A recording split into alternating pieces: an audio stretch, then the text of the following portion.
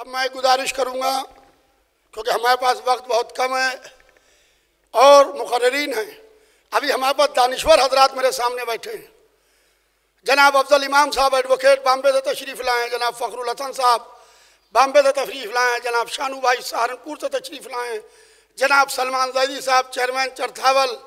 جناب علی بھائی مہندی بھائی شیر علی بھائی، یہ تمام دانشور حضرات جو یہاں بیٹھے ہوئے ہیں یہ بھی ابھی جناب پروفیسر ڈاکٹر سعید صاحب اسم سعید صاحب اور جناب ڈاکٹر اظہر زیدی صاحب، ان سب کی تقاریر ہوگی ابھی سیشن میں. لہذا اب میں گزارش کروں گا جو ایران میں درس خارج دیتے ہیں حجت الاسلام علی جناب مولانا سبطین رضوی صاحب قبلہ سے کہ وہ تشریف لائیں. جو یہاں اعظم گڑھ کے رہنے والے ہیں وہ تشریف لائیں. حجت الاسلام علی جناب مولانا سبطین رضوی صاحب قبلہ. السلام علیکم. بسم اللہ الرحمن الرحیم. الحمد للہ رب العالمین وصلی اللہ علی سیدنا محمد وأهل بيته الطيبين الطاهرين المعصومين بهم نتولى ومن أعدائهم نتبرأ إلى الله إلى يوم القيامة. قال الله تعالى في كتابه المجيد: بسم الله الرحمن الرحيم قل إنما أعدكم بواحدة أن تقوموا لله مثنى وفرادا وثم تتفكروا. صلوات بر محمد وآل محمد. سارے شیعہ ہیں، صلوات قاعدے سے پڑھیے. اللہم صلی علی محمد وآل محمد صلی اللہ علیہ وسلم. صدر محترم، حضار، علماء، فضلاء، صاحبان ادب و فہم و مدققین و معددین و محققین، ذوی الاقدار و صاحبان اجلال و اکرام، سلام علیکم وحفظکم اللہ واسترعاکم. سورہ مبارکہ سبا کی 46 نمبر آیت کی تلاوت کی ہے جو اس ہمارے جلسے اور اس پاک اور مقدس نشست کا عنوان ہے کہ اے میرے حبیب کہہ دیجئے میں تو بس ایک بات کہنے آیا ہوں، وہ یہ کہ ان تقوموا للہ مثنى وفرادا. اے مومنو، اللہ کے لیے قیام کرو چاہے تم ایک ہو یا دو ہو. ثم تتفکروا، اور اس قیام کا مقصد فکر ہے، اندیشہ ہے، غور ہے، خوض ہے. جو قومیں سوچنا نہیں جانتی ان قوموں کے لیے کوئی اور سوچتا ہے. جو قومیں فکر آشنا نہیں ہوتی ہیں انہیں سمندر پار سے افکار کی بھرمار میں غرق کر دیا جاتا ہے. بحول اللہ والمنہ شیعہ پرسنل لا بورڈ کا قیام عمل میں آیا. اس بورڈ سے کسی کو یہ خلش نہ ہو کہ صاحب مسلمانوں میں دو حصے ہو گئے. ہرگز نہیں، ہم سب ایک ہیں، لیکن عقیدہ توحید میں ایک ہیں، عقیدہ معاد میں ایک ہیں، عقیدہ نبوات میں ایک ہیں، لیکن عقیدہ ہدایت و امامت میں ہم الگ ہیں. لہذا ہمارا دستور زندگی، افکار جس کو کہا جائے فقہ، تو جب بھی دو مسلمان ایک ساتھ بیٹھتے ہیں ہاتھ ضرور ملاتے ہیں لیکن نماز اپنے انداز میں پڑھتے ہیں. آپ کا شکریہ کہ آپ نے ہمیں اس بات پر سوچنے کے لیے مجبور کر دیا کہ ہندوستان میں مسلم پرسنل لا بورڈ سے شیعوں کا مسئلہ حل نہیں ہونے والا ہے. اس لیے کہ ایک صف میں کسی مصلحت کی بنیاد پر حضرت امیر اور دیگر عمائدین بیٹھ تو سکتے ہیں، لیکن ان کی نمازیں، عبادتیں، اکل و شرب یقیناً الگ الگ ہے۔ لہذا یہ مبارک گھڑی ہے ہمارے اور آپ کے لیے کہ آج ہمیں بولنے کا موقع ہے، اور کھل کے یہ بولنا چاہتا ہوں کہ جب آپ گفتگو کریں گے تو صحائے ستہ کا تذکرہ کریں گے، ہم جب گفتگو کریں گے تو محمد ابن یعقوب کلینی کا ذکر کریں گے۔ لہذا شیعہ پرسنل لا بورڈ کا قیام ضروری تھا، اور جس نے بھی یہ عمل مستحسن انجام دیا طوبیٰ لہو و حسن مآب۔ صلوات پڑھ دے محمد۔ میں چند باتیں عرض کرتا ہوں علماء و فقہاء اور حضار کی اجازت سے۔ پہلی بات تو یہ ہے کہ آج معاشرے میں ایک نیا سلسلہ شروع ہوا ہے۔ یقیناً قوم کی اصلاح کی فکر علماء کو ہونی چاہیے، خطباء کو ہونی چاہیے، لیکن اصلاح جس طرح اپنے بچے سے بند کمرے میں کرتے ہیں ویسی قوم کی اصلاح ہونی چاہیے۔ فیس بک پہ قوم کو بدنام نہ کیجیے، واٹس ایپ پہ قوم کو بدنام نہ کیجیے۔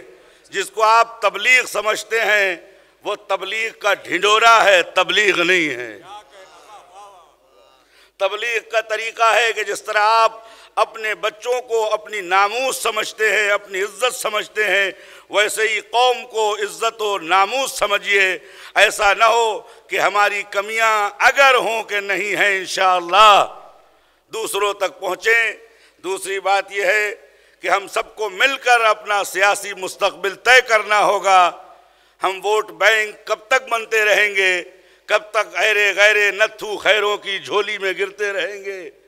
اٹھئے، اللہ تعالی ہم سے مانگ کر رہا ہے کہ اب آپ اقلیت میں نہیں ہیں، الحمدللہ یا روح کثرت ہیں یا بے روح قوت ہیں۔ الحمدللہ بحول قوہ الہی آج دنیا میں جس کے ہاتھ میں پرچم اسلام ہے وہ قوم شیعہ ہے۔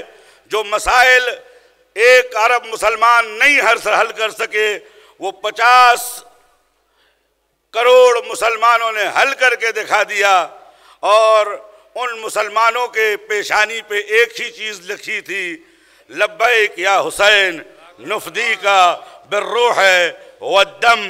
میرے استاد خدا رحمت کرے آیت اللہ العظمیٰ محمد تقی بہجت رضوان اللہ تعالی فرمایا کرتے تھے، مسلمانوں کو میں نام نہیں لوں گا، مسلمانوں کے مسائل چاہے مشرق وسطیٰ میں ہوں، چاہے ہندوستان میں ہوں یا دنیا کے کسی کونے میں ہوں، اس لیے نہیں حل ہو رہے ہیں کہ ان کے پاس زور توحید تو ہے لیکن جذبہ حسین ابن علی ابن ابی طالب علیہ السلام نہیں ہے۔ تیسری بات جو میں کہوں گا وہ بہت غور سے سننے کی بات ہے کہ ہماری تعداد کم ہے، اور آج دنیا میں کثرت حرف اول اور گفتگو اول کی مالک ہے۔ ابھی آپ نے دیکھا کہ کسی کا عبادت خانہ کسی کو دے دیا گیا، کیوں؟ اس لیے کہ ہم قلیل تھے، ہم کم تھے۔ عزیزوں، اپنی کثرت بڑھائیے۔ حضور سرور کائنات حضرت محمد مصطفیٰ صلی اللہ علیہ وآلہ وسلم نے فرمایا انی اباہی بکم الامم ولو بالسقط، اے میرے چاہنے والوں، قیامت کے دن میں اپنی امت کا فخر کروں گا۔ یقین رکھیے اس امت کو موجب فخر قرار نہیں دیں گے جس کو علی کے گھر کا پتہ نہ ہو۔ وہی امت رسول خدا کے لیے فخر کا باعث ہوگی جس کے سینے میں محمد و آل محمد کی محبت ہو، جس کے سینے میں لات و عزیٰ کی محبت نہ ہو۔ لہذا ہم سب کا وظیفہ ہے کہ صحت مند طور پر فکر کریں، آمادہ کریں کہ آئندہ 10-20 سال میں ہماری تعداد اتنی ہو جائے تاکہ دنیا میں بلکہ ہندوستان میں قوم اور ملت کے طور پر ہمیں کوئی اقلیت میں نہ سمجھے۔ اور یہ وظیفہ ہے، کیوں کہ جسے آپ شیعہ کہتے ہیں اسے میں فاطمہ زہرا کا سپاہی سمجھتا ہوں۔ جسے ہم آپ شیعہ کہتے ہیں، میں اسے امام زمانہ کا نوکر سمجھتا ہوں۔ امام کو ساری دنیا کی اصلاح کرنی ہے۔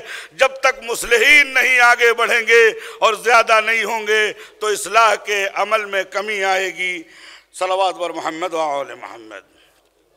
ایک آخری بات میں کہوں گا، وہ بات علماء اور حضار سے ہے، وہ یہ ہے کہ مرحوم صاحب جواہر رضوان اللہ تعالیٰ علیہ نے، مرحوم محقق قمی نے اور اسلامی مملکت سرزمین ایران میں فقہائے نگہبان نے شیعہ قانون معین کیا اور فقہ کے ذریعے سے قوانین تیار کیے ہیں۔ ہمیں اس کا ہندوستانی ورژن تلاش کرنا ہوگا تاکہ جب قانون کے سامنے ہم شیعہ لا کے طور پر پیش کریں تو کوئی ہماری خردگیری نہ کرے۔ لہذا یہ علماء، فقہاء، مدققین، محققین کی ذمہ داری بنتی ہے کہ ایک ایجنڈا بنائیں۔ ہم تو یہ کہتے ہیں کہ بھائی نفاذ فقہ جعفری ہو، لیکن جب ہم سے جج پوچھے گا کہ اس سلسلے میں آپ کا اوپینین کیا ہے، آپ کا نظریہ کیا ہے، آپ کے افکار کیا ہیں، تو ہمارے پاس کوئی مضبوط اور مکتوب ایجنڈا ہونا چاہیے۔ لہذا اسی جلسے سے تقریر کر کے گفتگو ختم نہ ہو جائے، اپنے اپنے گھروں کو نہ چلے جائیں، ذمہ داریاں تقسیم کی جائیں، افراد کے حوالے کی جائیں، تاکہ آئندہ کا جو جلسہ ہو اس میں یہ پیش کیا جائے کہ یہ ہے شیعہ پرسنل لا بورڈ جو ہندوستان کے اوضاع اور مواضع کے مطابق قابل عمل و اجرا ہے۔